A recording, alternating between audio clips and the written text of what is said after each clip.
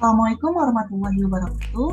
Perkenalkan, nama saya Anissa Syafira Utami, NIM 16031940066 dari kelas DI 43 Gabungan 1, Mata Kuliah Budaya Nusantara. Di sini saya akan mempresentasikan mengenai akulturasi dalam bangunan Masjid Agung Sancipta Rasa dan asimilasi dalam batik Megamendung di Cirebon. Pengertian akulturasi menurut Kuncharaningrat adalah proses sosial yang timbul jika suatu kelompok manusia dengan kebudayaan tertentu dihadapkan dengan unsur-unsur kebudayaan asing sedemikian rupa sehingga unsur-unsur kebudayaan asing tersebut secara lambat diterima dan diolah dalam kebudayaan sendiri, tanpa menyebabkan hilangnya kepribadian kebudayaan itu sendiri.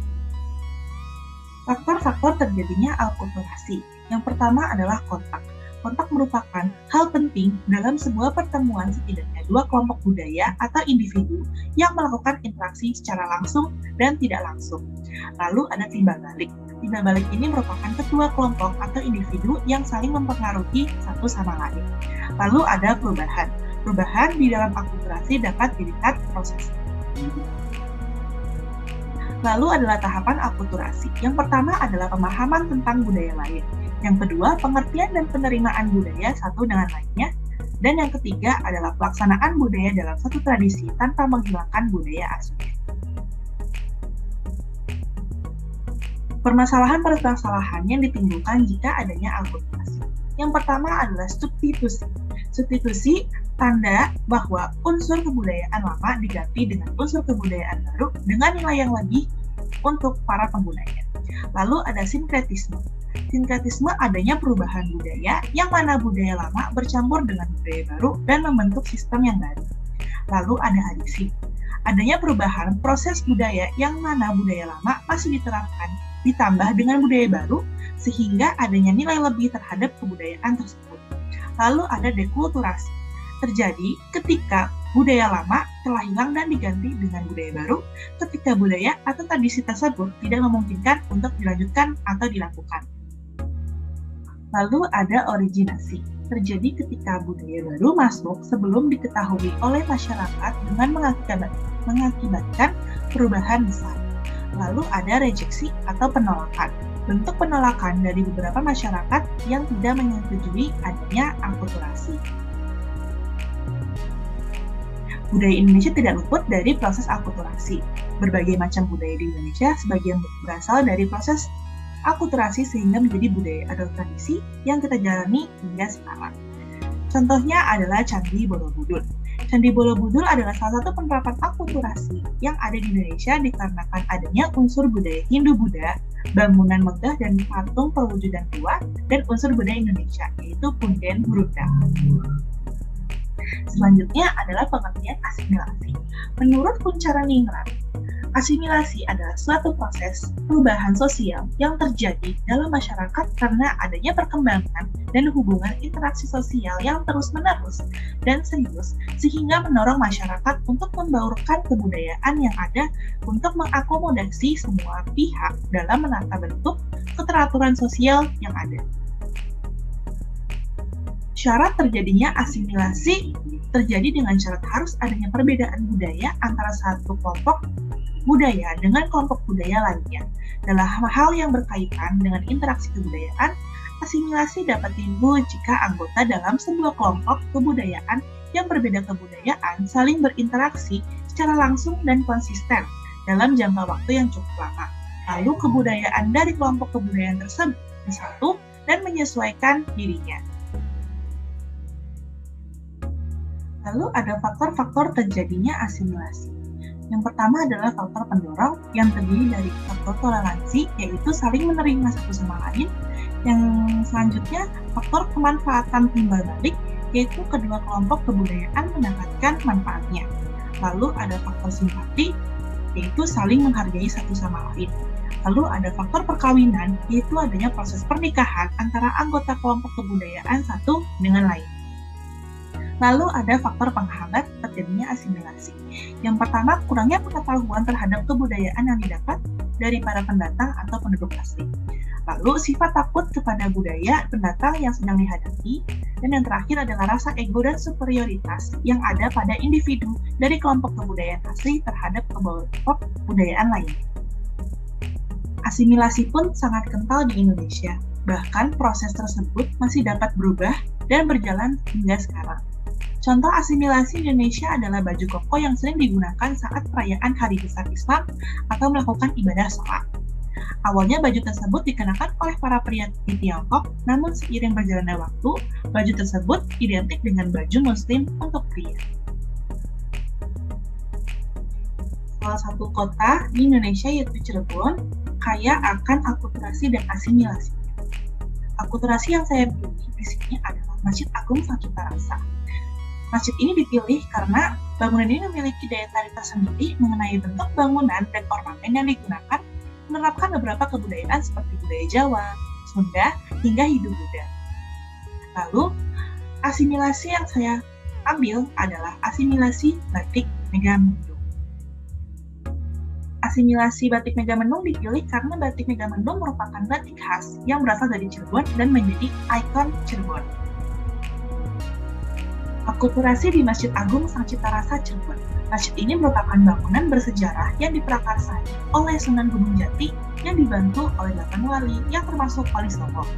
Dibangun pada tahun 1498 dengan arsiteknya yaitu Sunan Kalijaga. Sebelumnya, masjid ini merupakan tempat berkumpulnya para wali Songo untuk bermusyawarah dalam upaya menyebarkan agama Islam di Nusantara. Dan tempat berkumpul itu masih dalam bentuk pendopo. Akulturasi yang nampak pada bangunan ini dapat terlihat dari bentuk struktur, denah, dan tata ruang yang mengimplementasikan arsitektur Jawa Sunda, sedangkan dari ragam hias yang digunakan terdapat unsur Hindu-Buddha. Lalu ada uraian fisik bangunan. Yang pertama adalah tata letak masjid dan pagar dan gambura sebagai elemen masjid.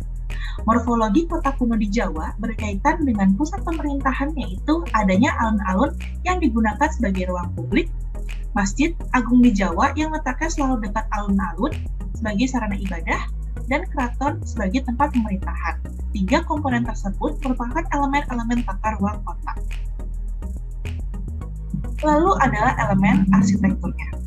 Pada arsitektur Jawa, kolom dan tiang selalu berupak atau alas tiang yang terbuat dari batu. Jika dibandingkan dengan arsitektur Sunda yang berbentuk panggung, masjid ini mengambil langgam Jawa. Bangunan utama ditopang oleh soko puru yang mengambil langgam Jawa. Lalu pada atap terdapat perpaduan Jawa dan Sunda. Atap arsitektur Jawa adalah tumpang 3, sedangkan Sunda berbentuk limasan. Lalu ruang arsitektur. Masjid ini berbentuk bujur sangkar yang denahnya berbeda dengan Masjid Wali Songo lainnya di Tanah Jawa, yang terpengaruh dari arsitektur Sunda yang cenderung berbentuk bujur sangkar dengan konsep memusat. Lalu ada uraian fisik bangunan Hindu-Buddha yang menggunakan ornamen motif geometris dan kreasi, yaitu sulur dan profil molding. Dalam Sata Kota Brahmana, persegi merupakan lambang surga dan lingkaran melambangkan dunia.